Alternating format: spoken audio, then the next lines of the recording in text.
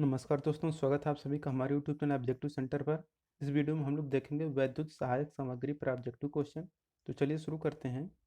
पहला क्वेश्चन है, बंद अति धारा बचाव द्वारा परिपथ के लिए केबल में आवश्यक धारा प्राप्त करने के लिए सामान्य धारा वहन क्षमता के रेटिंग फैक्टर का गुणांक क्या होना चाहिए। तो इसके लिए जो फैक्टर गुणांक का मान होना चाहिए वह होना चाहिए 0.81। यहाँ पे इसका ए आंसर से हो जाएगा 0.81। दूसरा क्वेश्चन है, वैद्युत वैद्युतिक परिपथ का मुख्य घटक यानी कि मेन कंपोनेंट कौन सा होता है। ऑप्शन है सप्लाई स्रोत, चालक युक्ति, नियंत्रक युक्ति, डी है ये सभी। तो आपको पता होगा कि वैद्युत परिपथ के लिए जो मेन कंपोनेंट होता है वह आपका सप्लाई स्रोत भी होता है, चालक युक्ति भी होता है और नियंत्रक युक्ति भी होता है। यहाँ पे इसका करेक्ट आंसर हो जाएगा ऑप्शन नंबर डी, ये सभी। तीसरा क्वेश्चन है, किसी परिपथ में उपभोक्ता युक्ति में से विद्युत धारा प्रवाहित हो रही है तो वह क्या कहलाता है। देखिए, अगर किसी परिपथ में उपभोक्ता युक्ति में से विद्युत धारा प्रवाहित होता है तो वह आपका कहलाता है बंद परिपथ। तो यहाँ पे इसका ए आंसर से हो जाएगा बंद परिपथ। अगर वह क्या है कि अगर सब कुछ है लेकिन उसमें धारा नहीं बह रहा तो आपका क्या है, खुला परिपथ रहता है। चौथा क्वेश्चन है कि टू वे स्विच का प्रयोग कहाँ पे किया जाता है। तो देखिए, जो टू वे स्विच रहता है इसका प्रयोग हम लोग जीने की वायरिंग में प्रयोग करते हैं, क्योंकि एक निचला छत के लिए एक अलग एक स्विच नीचे लग जाता है और एक क्या रहता है आपका दूसरे छत पे के लिए स्विच लग जाता है। तो क्या होता है, जीने की वायरिंग के लिए टू वे स्विच का प्रयोग किया जाता है, एक निचले छत के लिए, एक ऊपरी छत के लिए। पांचवा क्वेश्चन है, किसी वैद्युतिक परिपथ का डट डट डट के बिना उपयोग नहीं है। ऑप्शन है उपभोक्ता युक्ति, सुरक्षा युक्ति, नियंत्रक युक्ति, डी है चालक युक्ति। तो देखिए, तो किसी वैद्युत परिपथ का क्या है, जब उपभोक्ता युक्ति रहेगा तभी तो उसका कोई उपयोग के बिना कोई उपयोग नहीं होता है। तो उपभोक्ता युक्ति के बिना कोई उपयोग नहीं है। जब उपभोक्ता यूज करेगा कुछ ही तभी तो क्या होगा, आपको ज़रूरत पड़ेगी। तो यहाँ पे इसका ए आंसर से उपभोक्ता युक्ति के बिना कोई भी नहीं है, किसी का भी उपयोग नहीं है। छठा क्वेश्चन है कि थ्री फेज लाइन में परिपथ को ऑन या ऑफ करने के लिए सामान्यतः प्रयोग किया जाने वाला स्विच कौन सा है। ऑप्शन है आईसीटीपी, आईसीडीपी, तीन टम्बलर स्विच, नाइफ स्विच। तो थ्री फेज लाइन में परिपथ को ऑन ऑफ करने के लिए जो सामान्यतः स्विच यूज किया जाता है वह स्विच रहता है आईसीटीपी। तो यहाँ पे इसका आंसर से हो जाएगा आईसीटीपी। सातवां क्वेश्चन है, डीपीआईसी और टीपीआईसी किस प्रकार का स्विच है। ऑप्शन है rotary switch, main switch, toggle switch, D है उपरोक्त सभी। तो जो डीपीआईसी और टीपीआईसी ये दोनों स्विच होते हैं यह आपके मेन स्विच होते हैं। यहाँ पे इसका बी आंसर से हो जाएगा मेन स्विच। आठवां है, रोटरी स्विच का उपयोग निम्न में से किस उपकरण में नहीं किया जाता है। ऑप्शन है नाइट लैंप में, कूलर में, बिजली के पंखे में, डी है ये सभी। तो जो रोटरी स्विच रहता है इसका यूज हम लोग नाइट लैंप में नहीं करते हैं। तो इसका ये आंसर से हो जाएगा कि नाइट लैंप में हम लोग रोटरी स्विच यूज नहीं करते हैं, जबकि कूलर और पंखे ये सब रोटर क्या है, घूमने वाले हैं, गोल गोल घूमते हैं, रोटरी में घूमते हैं। तो इसमें कूलर में भी आपका रोटरी स्विच यूज हो जाएगा और बिजली के पंखे में भी, क्योंकि स्पीड कम ज़्यादा करने के लिए हम लोग कभी कूलर को ज़्यादा करना हो, स्पीड धीमा करना हो तो हम लोग रोटरी स्विच से हम लोग क्या करते हैं, धीम तेज कर लेते हैं। बिजली का जो पंखा रहता है उससे भी हम लोग धीम तेज कर लेते हैं, लेकिन जो नाइट लैंप रहता है लैंप को हम कभी धीम तेज बिजली को नहीं कर सकते हैं। तो यहाँ पे इसका ये आंसर सही हो जाएगा। नौवां क्वेश्चन है कि निम्न युक्ति में से कौन सी नियंत्रक युक्तियों के अंतर्गत सम्मिलित है। तो नियंत्रक युक्ति के रूप में कौन सा है। ऑप्शन है स्विच, थर्मल रिले, सी है फ्यूज, डी है इनमें से कोई नहीं। तो जो नियंत्रक युक्ति होती है वह कौन सा होता है, कंट्रोल जिससे हम करते हैं, स्विच से हम लोग क्या कंट्रोल करते हैं कि ऑन करना है कि ऑफ करना है, उसकी कंट्रोलिंग स्विच करता है। यहाँ पे इसका आंसर से हो जाएगा स्विच।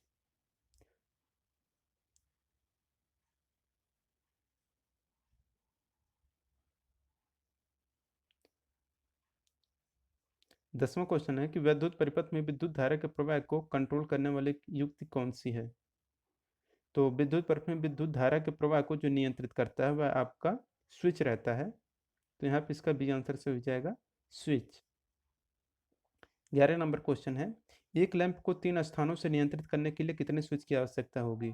तो देखिए, अगर एक लैंप को 3 स्थानों से अगर आपको नियंत्रित करना है, कंट्रोल करना है, तो इसके लिए आपको क्या ज़रूरी होगी कि आपके पास 3 स्विच हों, और क्या हो कि आपको तो दो टू वे स्विच हो और एक इंटरमीडिएट स्विच होना ज़रूरी है। यहाँ पे 11 का बी आंसर से ये आएगा कि टू वे स्विच आपको 2 चाहिए और जो इंटरमीडिएट स्विच चाहिए वह 1 चाहिए।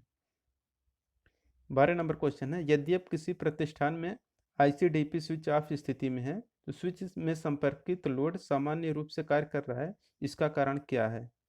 ऑप्शन है, स्विच में एल तथा ई के बीच अर्थ फॉल्ट, स्विच के बेफल वाहक क्षण पर लगे ढीला हैंडल, स्विच में एल व एन के बीच शॉर्ट, खराब संचालक क्षण के कारण स्विच में बेफल खुली स्थिति में है। तो यहाँ पे इसका करेक्ट आंसर हो जाएगा ऑप्शन नंबर बी कि स्विच के बेफल वाहक क्षण पर लगे ढीला हैंडल। 13 नंबर क्वेश्चन है कि सिंगल फेज सप्लाई में प्रयुक्त मुख्य स्विच को दिया जाता है। तो देखिए, जो सिंगल फेज सप्लाई रहता है उसमें प्रयुक्त जो मुख्य स्विच रहता है उसको हम लोग देते हैं लाइन में, फ्यूज देते हैं, और जो लिंक देते हैं वह न्यूट्रल में देते हैं। फ्यूज किस में देते हैं? लाइन में। और लिंक किस में देते हैं? न्यूट्रल में। 14 नंबर क्वेश्चन है कि आपको बताना है कि एसेसरीज के नामों से मिलान करना है। तो चलिए हम लोग करते हैं मिलान। तो पहला देखिए है, ये कौन सा होता है? यह आपका जो दिख रहा है यह आपका होता है पहला वाला, जो ए वाला है यह आपका कहलाता है टॉन्गल स्विच या टॉगल स्विच। यहाँ पे टॉगल स्विच कौन सा मैच कर रहा है? ऑप्शन नंबर 4 पे। ये ए पे आ जाएगा, 4 ए वाला 4 पे आ जाएगा। और है ये जो आपका है दूसरा दिख रहा है, ये आपका हो जाएगा फ्लश। ये जो हम लोग आपके अपने घरों में देखे होंगे, यह फ्लश टाइप स्विच रहता है। और ये क्या है? ये बैट स्विच है, ये बैट स्विच है ये भी। और ये जो ये वाला है चौथा वाला डी वाला, ये आपका है आईसी स्विच होता है ये जो है यह है आपका आईसी स्विच होता है। यानी कि आपका करेक्ट आंसर क्या हो जाएगा? 4 2 3 1। 4 2 3 1 यानी कि ऑप्शन नंबर 20 सही हो जाएगा यहाँ पे। अब चलते हैं नेक्स्ट क्वेश्चन पे। 15 नंबर क्वेश्चन है, तंतुमय चालकों व ठोस चालकों की तुलना में क्या गुण है? ऑप्शन: अधिक लचकदार, अधिक अनुप्रस्थ काट का क्षेत्रफल, अधिक प्रतिरोध, अधिक भार। तो तंतुमय चालकों का ठोस चालकों की तुलना में के जो गुण होते हैं यह होता है कि यह आपका अधिक लचकदार होता है। तो यहाँ पे इसके आंसर से हो जाएगा अधिक लचकदार। 16 नंबर क्वेश्चन है, वह सुरक्षित अधिकतम धारा जो बिना अति ऊष्मन द्वारा उत्पन्न किए लगातार गुजर सकता है क्या कहलाता है? ऑप्शन है, फ्यूजिंग धारा, धारा रेटिंग, ओवरलोड धारा, सुरक्षित धारा। तो वह सुरक्षित अधिकतम धारा जो बिना अति ऊष्मन उत्पन्न किए लगातार गुजर सकता है, यह होता है आपका धारा रेटिंग। तो यहाँ पे इसका बी आंसर से हो जाएगा धारा रेटिंग। 17 नंबर क्वेश्चन है, तीन पिन सॉकेट किसकी क्षमता के बनाए जाते हैं? तो जो तीन पिन सॉकेट रहता है यह इसकी जो कैपेसिटी रहती है यह 5 एम्पियर, 15 एम्पियर और 250 वोल्ट का रहता है। तो यहाँ पे इसका डी आंसर से हो जाएगा 17 का डी आंसर। 18 नंबर क्वेश्चन है कि पीवीसी या ढके हुए शरीर वाले डबल विसंवाहित उपकरणों के लिए किस प्रकार की आउटलेट सहायक सामग्री उपयुक्त होती है? ऑप्शन है, 3 पिन वाले सॉकेट, 2 पिन वाले सॉकेट, 3 पिन वाले प्लग, 2 पिन वाले प्लग। तो पीवीसी या ढके हुए शरीर वाले डबल विसंवाहित उपकरणों के लिए जिस प्रकार के आउटलेट सहायक सामग्री उपयुक्त होती है वह रहता है आपका 3 पिन वाला प्लग। यहाँ पे इसका सी आंसर से हो जाएगा 3 पिन वाला प्लग। 19 नंबर क्वेश्चन है, 3 पिन प्लग टाइप में अर्थिंग पिन को मोटा करने का क्या कारण होता है? तो देखिए, जो अर्थिंग पिन को मोटा करने का मेन कारण होता है कि उसका यही रहता है कि जो अधिक क्षरण धारा वहन कर सके। तो यहाँ पे इसका भी आंसर से हो जाएगा अधिक धारा क्षरण वहन कर सके, अधिक क्षण धारा वहन कर सके। 20 नंबर क्वेश्चन है, वैद्युतिक परिपथ में लैंप संयोजित करने के लिए प्रयोग की जाने वाली निर्देश वाली युक्तियां यानी कि इंडिकेटिंग डिवाइस क्या कहलाती है? ऑप्शन है, lamp holder, socket, plug top, D है ये सभी।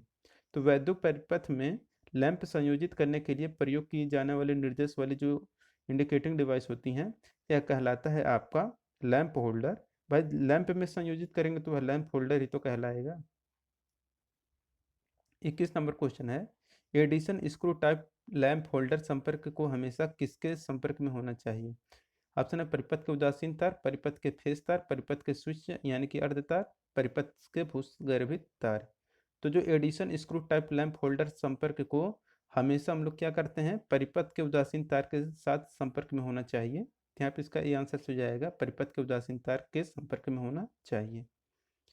22 नंबर क्वेश्चन है, चित्र में किस प्रकार की सहायक सामग्री दर्शाई गई है। ऑप्शन है होल्डिंग सहायक सामग्री, कंट्रोलिंग सहायक सामग्री, सेफ्टी सहायक सामग्री, आउटलेट सहायक सामग्री। तो ये जो देख रहे हैं ये आप लोग को पता होगा कि आपके घरों में भी यूज होता है। बल्ब होल्डर जो है ये क्या है, आपका होल्डिंग सहायक सामग्री हो जाएगा।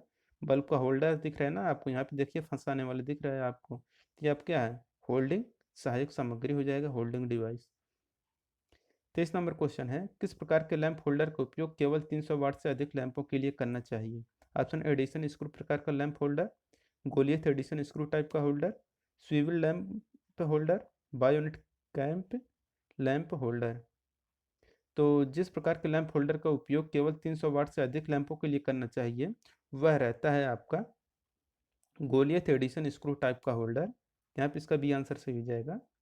24 नंबर क्वेश्चन है, वैद्युतिक परिपथों की सेफ्टी के लिए कौन सा एक मूलभूत आवश्यकता है।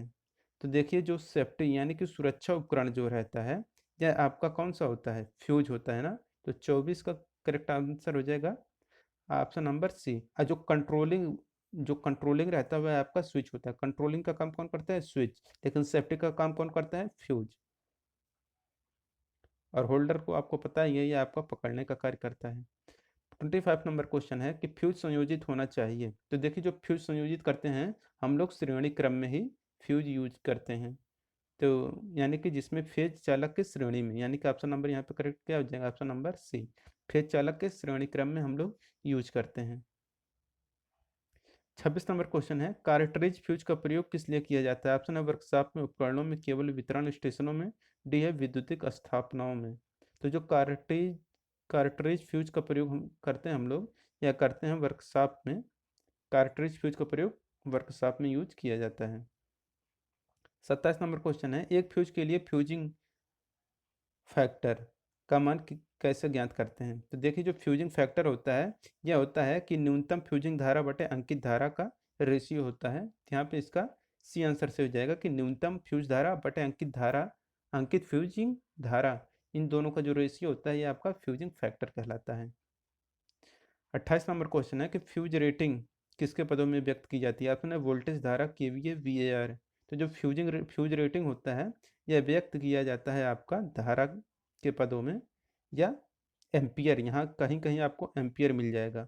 याद रखिएगा यहाँ पे जो धारा दिया है ना यहाँ पे आपको एम्पियर मिलेगा, तो एम्पियर आपको वहाँ पे टिक करके आना है, लेकिन यहाँ पे धारा दिया है तो भाई धारा ही हम लोग टिक करेंगे। तो फ्यूज रेटिंग एम्पियर के पदों में व्यक्त किया जाता है। 29 नंबर क्वेश्चन है, डिलेड एक्शन कार्ट्रिज फ्यूज किसके लिए उपयोगी है। ऑप्शन है मोटर परिपथ, लाइटिंग परिपथ, ऊष्मीय परिपथ, प्रतिदीप्त लैंप परिपथ। तो जो डिलेड एक्शन कार्ट्रिज फ्यूज रहता है इसका यूज हम लोग करते हैं मोटर परिपथ में, जिसका सी आंसर से हो जाएगा मोटर परिपथ। 30 नंबर क्वेश्चन है, शीघ्र प्रतिक्रिया प्रकार के कार्ट्रिज फ्यूज किसके लिए यूज किया जाता है। तो जो ऑप्शन है लाइटिंग परिपथ, ऊष्मन परिपथ, मोटर परिपथ, वायरिंग परिपथ। तो जो शीघ्र प्रतिक्रिया प्रकार के कार्ट्रिज फ्यूज रहता है इसका यूज हम लोग करते हैं ऊष्मन परिपथ में। तो यहाँ पे इसका भी आंसर से हो जाएगा ऊष्मन परिपथ, यानी कि हीटिंग सर्किट में। 31 नंबर क्वेश्चन है, वह सुरक्षित युक्ति जो 4 घंटे के बाद भी परिपथ को नहीं खोलता है जब धारा रेटेड धारा से 1.5 गुना अधिक है तो वह होगा। देखिए वह सुरक्षित युक्ति जो 4 घंटे के बाद भी परिपथ को नहीं खोलता जब धारा रेटेड धारा से 1.5 गुना अधिक हो तो वह होता है आपका रिवायरेबल, यानी कि किटकैट फ्यूज होगा। यहाँ पे इसका डी आंसर से हो जाएगा किटकैट फ्यूज। 32 नंबर क्वेश्चन है, तार में फिर से फ्यूज लगाने में HRC फ्यूज में क्या होते हैं। ऑप्शन है उच्च भंजन क्षमता, संचालन की उच्च चाल, उम्र का कोई प्रभाव नहीं, डी है निम्न भंजक प्रभाव। तो तार में फिर से फ्यूज लगाने में HRC फ्यूज में आपकी उच्च भंजन क्षमता होती है। यहाँ पे इसका ए आंसर से हो जाएगा उच्च भंजन क्षमता। 33 नंबर क्वेश्चन है, किसी परिपथ में फ्यूज किसके विरुद्ध सुरक्षा प्रदान करती है। तो देखिए जो फ्यूज रहता है यह क्या करता है, शॉर्ट सर्किट एवं ओवरलोड की स्थिति में काम करता है। तो इसका सी आंसर से हो जाएगा शॉर्ट सर्किट और ओवरलोड की स्थिति में काम करता है। फ्यूजिंग फैक्टर क्या है, तो ये क्वेश्चन आ चुका है, तो आपको पता होगा कि न्यूनतम फ्यूजिंग धारा बटे अंकित फ्यूजिंग धारा, इन दोनों का जो रेशियो होता है वही आपका फ्यूजिंग फैक्टर कहलाता है। 35 नंबर क्वेश्चन है कि कथन फर्स्ट और कथन सेकंड में क्या सही है कि किटकैट फ्यूज 5 एम्पियर से 3000 एम्पियर की विद्युत धारा क्षमता के बनाए जाते हैं। ये बिल्कुल सही है कि जो किटकैट फ्यूज रहता है यह 5 एम्पियर से 3000 एम्पियर की विद्युत धारा क्षमता के बनाए जाते हैं। दूसरा है कि यह 4 से फ्यूज 30 एम्पियर से 1000 एम्पियर क्षमता तक के बनाए जाते हैं, ये भी सही है, यानी कि फर्स्ट और सेकंड दोनों सही, ऑप्शन नंबर सी सही हो जाएगा यहाँ पे। 36 नंबर क्वेश्चन है स्विच एक सुरक्षा युक्ति है। नहीं, स्विच जो होता है यह आपका क्या होता है, कंट्रोलिंग डिवाइस होती है जो किसी वैद्युतिक परिपथ के शॉर्ट सर्किट तथा ओवरलोड स्थिति में सुरक्षा करती है। तो यहाँ पे ये आंसर गलत हो जाएगा, क्योंकि सूरज ये स्विच क्या होता है यार, ये आपका कंट्रोलिंग युक्ति होती है, तो यहाँ पे ये गलत कथन हो गया। दूसरा कह रहा है किसी विद्युत परिपथ में विद्युत धारा के प्रवाह को नियंत्रित करने के लिए अर्थात प्रारंभ या समाप्त करने के लिए जो प्रयोग की जाती है उसे फ्यूज कहते हैं। नहीं, यहाँ इसे फ्यूज नहीं कहते हैं, इसे हम लोग स्विच कहते हैं। कंट्रोल करने के धारा के प्रवाह को कंट्रोल करने के लिए हम लोग क्या यूज करते हैं, स्विच यूज करते हैं, यानी कि ये भी आंसर गलत हो जाएगा। तो यहाँ पे पहला और दूसरा दोनों कथन गलत है, तो यहाँ ऑप्शन नंबर डी सही हो जाएगा। 37 नंबर क्वेश्चन है कि सीलिंग फैन परिपथ में रेगुलेटर का प्रयोग किया जाता है। तो देखिए जो सीलिंग फैन है, फैन है तो क्या है, मतलब पंखे पर आरोपित वोल्टेज ड्रॉप के लिए यूज करेंगे, तो 37 का बी आंसर सही हो जाएगा। 38 नंबर क्वेश्चन है विद्युत एसेसरीज का प्रयोग वायरिंग इंस्टॉलेशन में होता है तथा इनका वर्गीकरण उनके प्रयोग के आधार पर होता है, एसेसरीज के किस वर्ग में सीलिंग रोज आता है। तो यह जो सीलिंग रोज आता है यह सामान्य एसेसरीज में आता है, तो 38 का बी आंसर से हो जाएगा सामान्य एसेसरीज। 39 नंबर क्वेश्चन है एक प्रतिष्ठान जिसमें पॉइंटों की संख्या व टर्मिनल सिस्टम में लूप में समान वायर है, तार डालने में केबल की लंबाई कम करने के लिए निम्न में से एक वायरिंग सहायक सामग्री की जरूरत है, सहायक सामग्री की पहचान कीजिए। यह जो सहायक सामग्री है यह रहता है 3 प्लेट सीलिंग रोज, यहाँ पे इसका डी आंसर से 3 प्लेट सीलिंग रोज। 40 नंबर क्वेश्चन है लघु रूप परिपथ वियोजक का प्रयोग आवश्यक है। ऑप्शन है मोटर जनरेटर की वायरिंग में, टेस्टिंग बोर्ड की वायरिंग में, भवन के प्रत्येक कक्ष की वायरिंग में, उपरोक्त सभी। तो लघु रूप परिपथ वियोजक का जो प्रयोग आवश्यक है यह भवन के प्रत्येक कक्ष की वायरिंग में। 41 नंबर क्वेश्चन है लघु रूप परिपथ वियोजन में अतिभार स्थिति में स्वतः ऑफ होने की व्यवस्था प्रायः संपन्न होती है। ऑप्शन द्विधात्विक युक्ति से, अधात्विक युक्ति से, स्विचिंग युक्ति से, डी है फ्यूज युक्ति से। तो लघु रूप परिपथ वियोजन में अतिभार स्थिति में स्वतः ऑफ होने की व्यवस्था प्रायः जो संपन्न होती है यह संपन्न होता है द्विधात्विक युक्ति से। 42 नंबर क्वेश्चन है ELCB परिपथ में दिखाया गया यक्ष द्वारा अंकित भाग का नाम क्या है। तो ये जो है यह आपका जो ये है यह आपका प्राइमरी कॉइल होता है, जो दिख रहा है यहाँ वाला, ये सब आपका प्राइमरी कॉइल होता है, ये सब यह जो है आपका ये है आपका प्राइमरी कॉइल। यहाँ पे ऑप्शन नंबर सी सही हो जाएगा, प्राइमरी कॉइल। 42 नंबर क्वेश्चन है कि परिपथ अंतः परिपथ वितरण है, ये जो है कौन से वितरण है, यह कहलाता है ELCB करंट संचालन, जो कि आपको ऊपर वाला जो फिगर वही सेम फिगर था, तो ELCB करंट संचालन हो जाएगा। 44 नंबर क्वेश्चन है RCCB का व्यापक रूप क्या है। तो RCCB का जो फुल फॉर्म होता है या फुल फॉर्म होता है कि रेजिडुअल करंट सर्किट ब्रेकर, तो रेजिडुअल करंट सर्किट ब्रेकर होता है RCCB का फुल फॉर्म। 45 नंबर क्वेश्चन है किस युक्ति का उपयोग स्विच व सुरक्षात्मक युक्ति के रूप में हो सकता है। ऑप्शन है ट्रिपल पोल आयरन, आच्छादित स्विच, इंटरमीडिएट स्विच, लघु परिपथ भंजक, अर्थ लीकेज परिपथ भंजक। तो जिस युक्ति का उपयोग स्विच व सुरक्षात्मक युक्ति के रूप में हो सकता है यह रहता है आपको लघु परिपथ भंजक, तो इसका सी आंसर से हो जाएगा लघु परिपथ भंजक। 46 नंबर क्वेश्चन ELCB का संक्षिप्त रूप क्या है। Option electrical leakage circuit breaker, अर्थ लीकेज करंट ब्रेकर, अर्थ leakage circuit breaker, electrical line circuit breaker. तो ELCB का जो फुल फॉर्म होता है यह फुल फॉर्म होता है अर्थ लीकेज सर्किट ब्रेकर, तो इसका सी आंसर से हो जाएगा अर्थ leakage circuit breaker. 47 number question है लघु परिपथ भंजक का इस्तेमाल घरेलू व व्यावसायिक प्रतिष्ठानों में नियंत्रण व सुरक्षा के लिए होता है? व्यावसायिक रूप से उपलब्ध सिंगल पोल एमसीबी की धारा रेटिंग का प्रसार क्या होता है? तो जो सिंगल पोल एमसीबी की धारा रेटिंग का जो प्रसार होता है वह 0.5 से 60 एम्पियर तक होता है। और जो डबल या ट्रिपल पोल एमसीबी का जो धारा रेटिंग होता है यह आपका होता है 2 से 60 एम्पियर तक। तो यहाँ पे इसका पूछा है कि सिंगल का, तो सिंगल का होता है 0.5 से 60 एम्पियर तक। चलता है नेक्स्ट क्वेश्चन पे। 48 नंबर क्वेश्चन है, देखिए वही जो अभी हम समझाए हैं। यही एक लघु परिपथ भंजक एमसीबी का घरेलू इस्तेमाल व व्यावसायिक प्रतिष्ठानों में नियंत्रण हेतु व सुरक्षा के लिए होता है। डबल पोल व ट्रिपल पोल एमसीबी की धारा रेटिंग कितना होता है? तो हम क्या बताएं आपको, ये जो होता है ये होता है आपका 2 से 60 एम्पियर तक होता है। यहाँ पे इसका सी आंसर से हो जाएगा 2 से 60 एम्पियर तक। 49 नंबर क्वेश्चन है, परिपथ भंजक कब संचालित होता है? तो देखिए परिपथ भंजक कब संचालित होगा, जब क्या हो कि जब कभी भी लाइन में दोष उत्पन्न हो। मतलब जब कभी भी लाइन में दोष उत्पन्न हो, जब आवश्यकता से ज़्यादा करंट फ्लो होने लगे या फिर कोई चीज़ हो, तब आपका सर्किट ब्रेकर काम करता है, परिपथ भंजक।